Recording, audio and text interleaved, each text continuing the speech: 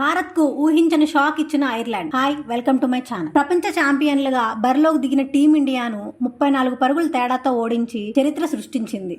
భారత్ పై తమ చరిత్రలోనే తొలి విజయాన్ని నమోదు చేస్తూ ఐర్లాండ్ సంచలన విజయం సాధించింది. ముందుగా బ్యాటింగ్ చేసిన ఐర్లాండ్ నిర్ణీత 20 ఓవర్లలో 9 వికెట్ల నష్టానికి 182 పరుగులు చేసింది. కెప్టెన్ లోర్కాన్ టక్కర్ 36 బంతుల్లో 50 పరుగులతో అద్భుతమైన అర్ధశతకం సాధించాడు. అతనికి తోడుగా గారెత్ డెలానీ 32 బంతుల్లో 49 పరుగులు చేసి భారత బౌలర్లపై ఎదురుదాడి చేశారు. అలాగే T Tector 17, Ross Adair 12, George Dockrell 19, Benjamin కాలిట్ 15 పరుగులు చేసి జట్టుకు కీలకమైన స్కోర్ అందించారు. భారత్ బౌలర్లలో హర్షిత్ రాణా అద్భుతంగా బౌలింగ్ చేసి 4 ఓవర్లలో 24 పరుగులు మాత్రమే ఇచ్చి 3 వికెట్లు తీశాడు. హర్షదీప్ సింగ్ 2 వికెట్లు, అక్షర్ పటేల్ 2 వికెట్లు, శివం దూబే 1 వికెట్ తీశారు. అయితే ప్రసిద్ధ్ కృష్ణ 4 ఓవర్లలో 57 పరుగులు ఇవ్వడం భారత్ కు భారీ నష్టంగా మారింది. 183 పరుగుల లక్ష్యంతో బరిలోకి దిగిన భారత్ కు మొదటి నుంచే ఎదురు దెబ్బలు తగిలాయి. సంజు శాంసన్ కేవలం 5 పరుగులకి అవుట్ కాగా ఇషాన్ కిషన్ 1 పరుగు మాత్రమే చేశాడు. కెప్టెన్ శ్రేయస్ అయ్యర్ కూడా కేవలం 3 పరుగులకే పెవిలియన్ చేరడంతో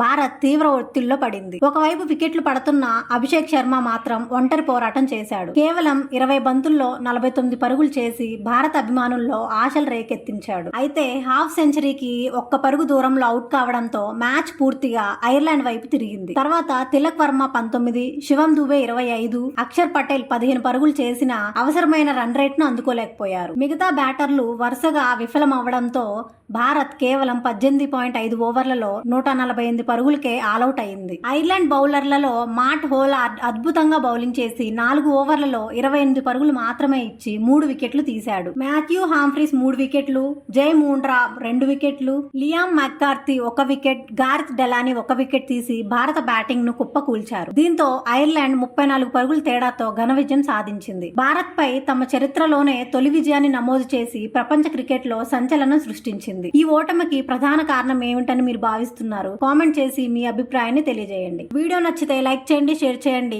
మన క్రికెట్ తెలుగు ఛానల్ ని సబ్స్క్రైబ్ చేయడం మర్చిపోవద్దు.